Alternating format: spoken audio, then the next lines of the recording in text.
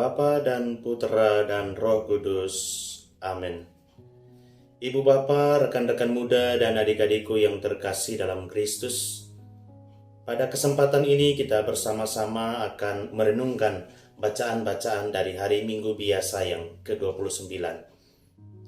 Bacaan pertama dari kitab Keluaran mengisahkan tentang bagaimana bangsa Israel di bawah kepemimpinan Yosua berperang melawan bangsa Amalek. Kaum Amalek adalah orang-orang yang hidupnya nomaden atau berpindah-pindah. Raja mereka adalah Amalek. Mereka adalah musuh bebuyutan dari bangsa Israel. Pada suatu ketika bangsa Israel melintasi padang gurun yang sangat berbahaya, di sana mereka kembali kehabisan air. Mereka marah-marah kepada Musa. Di manakah Tuhan? Padahal Tuhan selalu ada bagi mereka. Bahkan Tuhan sudah melakukan banyak perbuatan baik kepada mereka karena Tuhan sangat mengasihi dan mencintai Israel yang adalah bangsa pilihannya. Tuhan menyediakan air lagi bagi mereka. Tiba-tiba orang Amalek menyerang bangsa Israel. Tubuh mereka kuat dengan anggota yang banyak dan senjata mereka lengkap. Maka Musa memerintahkan Yosua untuk menggantikan posisinya dan ia naik ke atas gunung untuk berdoa. Musa sangat kelelahan karena berdoa seharian dengan tangan terentang.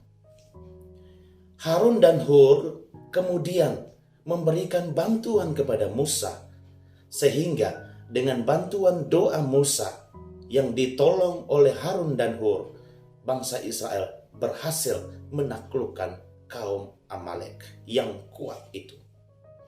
Kisah ini mau menekankan soal bagaimana doa yang terus-menerus walaupun dalam keadaan lelah tidak pernah menyerah, memohonkan atau memanjatkan kepada Tuhan. Bacaan kedua dari surat Rasul Paulus kepada Timotius. Paulus mau menekankan kepada Timotius dan kita semua bahwa hendaklah kita tetap berpegang teguh pada kebenaran Injil yang telah kita pegang sejak masa kecil, yang telah diajarkan oleh para rasul. Karena kebenaran Injil adalah kebenaran yang diilhamkan oleh Allah sendiri. Kebenaran yang diterima itu harus kemudian diwartakan terus-menerus dalam kehidupan kita setiap hari lewat kata dan perbuatan. Bacaan Injil dari Injil Lukas yang kita dengarkan pada hari ini menampilkan sebuah perumpamaan tentang si janda yang miskin yang terus-menerus datang kepada seorang hakim untuk memintakan bantuan. Hakim ini adalah seorang hakim yang tamak karena ia hanya mau membantu dan menolong orang yang kaya. Karena dengan membantu orang kaya, ia mendapatkan bayaran yang besar. Sedangkan si janda miskin ini ia tidak mempunyai apa-apa, sehingga ia terus ditolak ketika ia hendak meminta pertolongan. Walaupun ia ditolak terus-menerus, tapi ia juga terus-menerus datang untuk meminta dan meminta. Kisah perumpamaan ini mau menekankan soal usaha si janda yang tidak pernah putus asa, yang tidak pernah menyerah, meminta dan meminta. Ibu bapa, rekan-rekan muda dan adik-adikku yang terkasih dalam Kristus, dunia dewasa ini diidentikan dengan dunia instan. Segala sesuatu serba instan, serba cepat. Mau makan atau minum, tidak perlu keluar rumah. Tinggal pencet HP, makanan, minuman ada.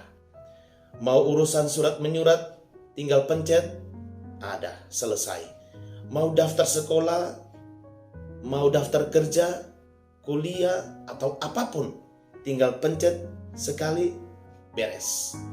Semuanya bisa dilakukan sambil rebahan. Serba instan, cepat.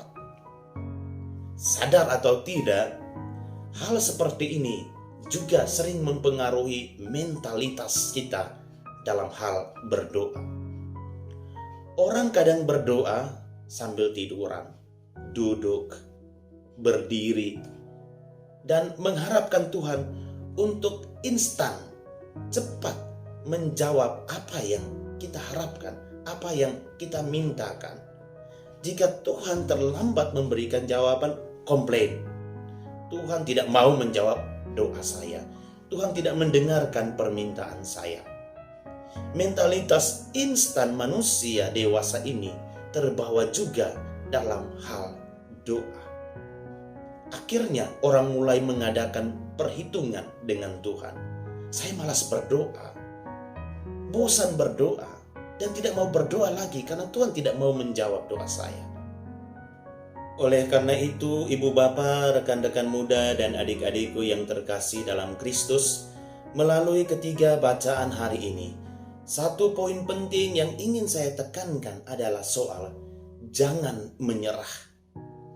Ketika doa-doa kita terasa tidak mendapatkan jawaban dari Tuhan, jangan pernah menyerah. Jawaban doa bukanlah sesuatu yang langsung jadi. Jawaban doa bukanlah sesuatu yang instan. Tuhan mempunyai waktu yang tepat untuk kita. Belajarlah dari Musa, belajarlah dari si janda miskin yang terus berjuang, tidak pernah menyerah, memohon dan berdoa. Marilah saudara-saudariku yang terkasih, kita mohon bantuan doa Maria Bunda selalu menolong. Kita mohon berkat Tuhan.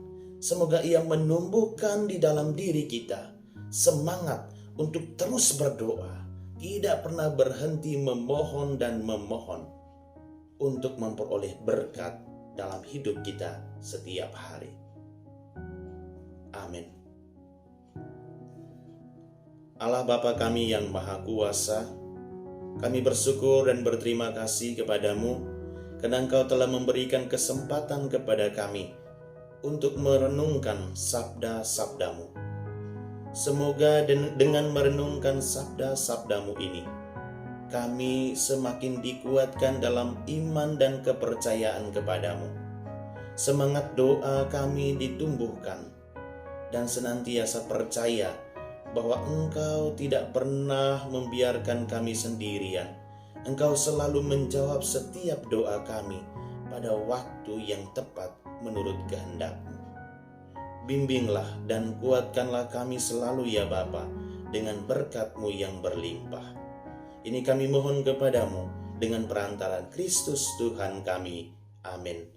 Dalam nama Bapa dan Putera dan Roh Kudus. Amin.